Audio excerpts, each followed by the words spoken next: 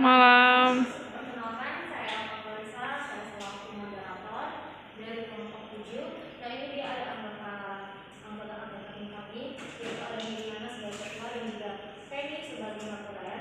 Kami bersama-sama akan mempresentasikan hasil kerja kami, yaitu produk sektor dan di bidang pendidikan. Latar belakang pendidikan adalah proses pembelajaran yang bertujuan untuk mengembangkan potensi individu dan memperluas pengetahuan, keterampilan, sikap, dan nilai-nilai dalam masyarakat. STI Prasetya adalah sebuah perguruan tinggi swasta yang terletak di Kota Medan. Perguruan tinggi ini didirikan pada tahun 2007 dan menyelenggarakan program sarjana di bidang manajemen dan akuntansi. STI Prasetya memiliki beberapa fasilitas pendukung yang mencakup perpustakaan, laboratorium komputer, dan ruang kelas yang nyaman. Perguruan tinggi ini juga memiliki dosen dan tenaga pengajar yang berkualitas dan pengalaman yang bidang masing-masing. STI Prasetya memiliki misi menjadi perguruan tinggi dan unggul di bidang kewirausahaan berstandar nasional pada tahun 2026. Produk lifecycle merupakan istilah yang mengacu pada rentang waktu suatu produk, mulai dari diperkenalkan kepada konsumen di pasar hingga dibuang dari tahap penyimpanan. Fungsi PLC ini sebagai faktor untuk memutuskan kapan waktu yang tepat untuk menaikkan iklan, menurunkan harga, memperluas pasar baru hingga mendesain ulang kemasan. Oleh karena itu ada istilah manajemen product life cycle.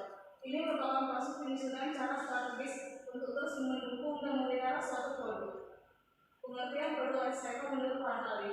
Menurut Ciptono, product life cycle adalah suatu grafik yang menggambarkan riwayat suatu produk sejak diperkenalkan ke pasar sampai dengan ditarikkan dari pasar. Menurut Fowler, product life cycle adalah suatu usaha untuk mengenal tahap yang berbeda dalam sejarah penjualan produk. Karakteristik product life cycle. Menurut Fowler, pada setiap tahap dalam hidup produk memiliki karakteristik tersendiri, yaitu pertama pada tahap perkenalan, penjualan rendah, biaya pelanggan yang tinggi, laba negatif, pelanggan inovator, dan bersaing sedikit. Yang kedua pada tahap pertumbuhan, penjualan meningkat dengan cepat, biaya rata-rata pelanggan, lalu meningkat, pelanggan memakai awal, dan bersaing juga bertambah. Yang ketiga pada tahap pendewasaan, berada di puncak penjualan, biaya pelanggan yang rendah, laba tinggi, pelanggan mayoritas tengah, dan jumlah pesaing stabil mulai dari menurun. Yang keempat pada tahap penurunan terjadi penurunan penjualan, biaya pelanggan rendah, laba menurun, pelanggan memakai terlambat, dan pesaing juga menurun. Tahapan produk life cycle yang pertama introduksi. Fase ini investasi besar dalam periklanan dan teknik marketing. Tujuan dari memberi ini yaitu untuk membuat konsumen sadar akan adanya produk dan seperti apa manfaat produk tersebut. Yang kedua pertumbuhan. Jika suatu produk berhasil, ia akan hingga ke tahap pertumbuhan. Hal ini ditandai dengan meningkatnya permintaan pasar, peningkatan produk hingga perluasan tersedia di produk. Yang ketiga pematangan. Tahap ini merupakan tahap yang paling menguntungkan. Produk sudah dikenal dan dikonsumsi secara terus-menerus, adapun biaya produk dan pemasaran makin menurun. Yang keempat penurunan. Hal ini terjadi jika sebuah produk tidak mampu bersaing dengan para kompetitor. Ketika suatu produk sukses, perusahaan lain akan meniru. Bahkan dengan meningkatnya kualitas atau harga lebih rendah, produk kemungkinan hilang pangsa yang boleh menurun. Contoh hasil produk life cycle pada STI Prasetya. Pada tahap introduksi, STI Prasetya mempromosikan kampus ke sekolah SMA seperti Sekolah 2, melakukan perlombaan antar sekolah pada tingkat SMA seperti kegiatan Eka-Faganza, dan juga memberikan beasiswa kepada siswa berprestasi atau yang kurang mampu. Yang kedua pada tahap pertumbuhan, mendapatkan popularitas dan lebih banyak siswa yang mendaftar. STI Prasetya memperluas penawaran kursus. Setelah STI Prasetya memperkenalkan kampusnya ke sekolah SMA, maka siswa SMA yang sudah lulus dan tertarik dengan kampus STI Prasetya akan mendaftarkan dirinya untuk melanjutkan pendidikan ke kampus tersebut. Tahap berikutnya yaitu tahap pematangan. STI Prasetya sudah semakin dikenal hingga setiap tahunnya banyak siswa yang mendaftar, kursus mencapai puncak dalam popularitas dan tingkat pendaftaran turun. STI Prasetya dapat mengurangi upaya pemasaran dan fokus menjaga kualitas kursusnya. Yang terakhir pada tahap penurunan. Pendaftaran dalam kursus menurun saat bersaing baru, memasuki pasar atau saat siswa mencari kursus lain. STI Prasetya dapat mempertimbangkan untuk menghentikan kursus atau mengembangkan versi baru untuk menggantikannya. Kesimpulannya pada saat ini STI Prasetya itu berada di tahap kematangan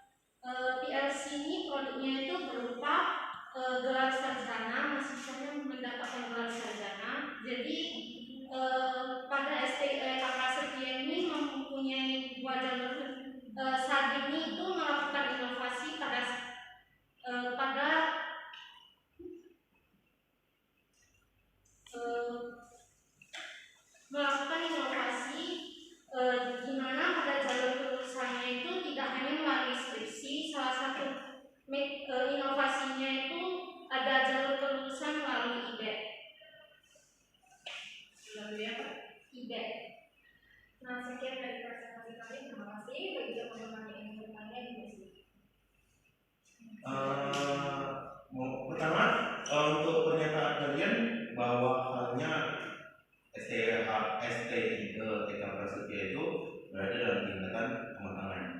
Pertanyaannya, apakah pendaftaran di EK menurun? Maksudnya itu kita tidak STIK Prasetya itu enggak usah ke sekolah-sekolah lagi untuk merekrut mahasiswa, karena mahasiswa STIK Prasetya sudah dikenal oleh masyarakat. Berarti coba bisa kembali ke slide sebelumnya.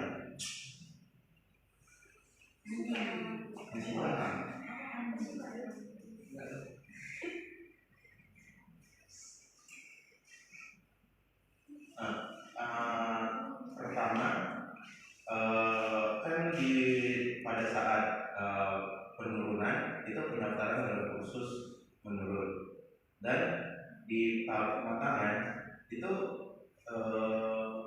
kursus tingkat pendaftaran juga turun. Jadi yang mana sih yang masuk ke dalam tahap kematangan pada saat pada produk life cycle mana, pada tahap kematangan kah atau tahap penurunan kah pendaftaran siswa itu menurun?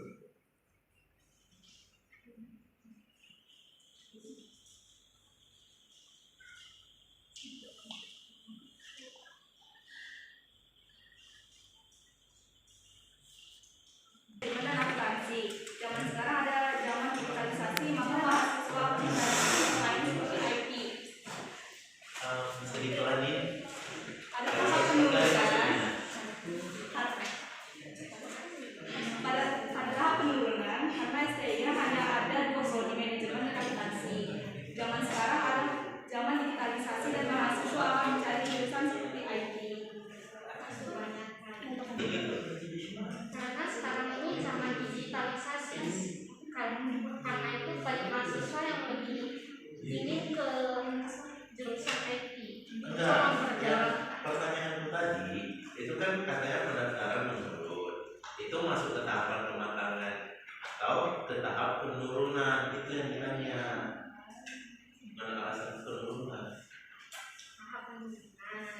Tahap penurunan. Ya, kita seperti Waktu ini kan dipromosi, ada growth ketika di introduction ke growth itu promosinya begini. Nah sekarang katanya sudah di kategori dewasa, maturity kan sekian tahun, belum sampai ratusan tahun kan. Kalau sudah ratusan tahun mungkin sudah decline, itu bagus mereka. Nah kemudian yang menurun itu diturunkan mereka lah tahapan di promosinya, bukan penurunan mahasiswanya. Kalau mahasiswanya kan tetap, karena pendaftaran khusus menurun saat pesaing baru. Itu di decline ketika sudah mereka lihat ada kompetitor, makanya ada menurun, itu sah-sah aja. Makanya kan dibuat orang ini kan kursus mencapai puncaknya dalam ada modifikasi kan, penambahan prodi kan itu dia. Dan tingkat pendaftaran turun, makanya aku tanya dulu. Berarti kan tingkat ini pendaftaran coba baca, turun. menghentikan kursus atau mengembangkan versi baru untuk menggantikannya, itu mungkin yang ada di pendidikan, gitu kan? Nah, promosinya yang dianggapnya menurun, bukan meningkat jumlah mahasiswa. Ya, tantian boleh ada kata dia tidak punya. Jadi untuk grup kita kasih berapa tadi? Kasih berapa? Enggak,